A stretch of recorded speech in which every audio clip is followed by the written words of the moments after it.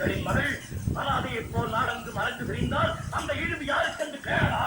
எல்லா சக்கரவர்த்திகளுக்கு எந்தவித இழிவும் ஏற்படாது என்று சொல்லண்ணா. சுந்தரி, நீ சிறுப்பிள்ளத்தனமாக ஏதேதோ முடிவு செய்கிறார். இதை நான் ஒப்புக்கொள்ளவே மாட்டேன். நீ இங்கிருந்து போகவே கூடாது. அத்தை, என்னை மன்னித்து விடு.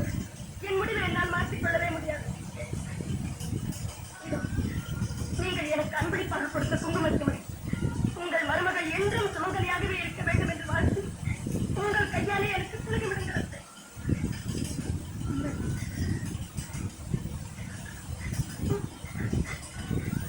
இது யாருக்கு சொந்தம்? அண்ணா, இந்த குங்குமத்துமணி சக்கரவர்த்திகளின் ஆண்மொழிக்கு சொந்தமானதல்ல. என் அத்தையார் அவர் கணவர் வீட்டிலிருந்து கொண்டு வந்த சொத்து என்று சொல்லண்ணா. அத்தையார் சொத்தாக இருந்தாலும் அக்கையார் கொடுக்கும் போது அது தம்பிக்கும் பங்குண்டு என்று சொல்லலாம். அப்படி என்றால் எனக்கு எதுவும் வேண்டாம். வேண்டாம். குந்தவை, நீயும் வேதனைப்பட்டு எல்லோரையும் கவலைக்குள்ளாக்குகிறாயே. ராஜேந்திரா, அத்தையிடம் வேண்டியதை பெற்றுக்கொண்டாள். பெற்ற அப்பனிடம் கடைசியாக என்ன கேட்கப் போகிறாள்?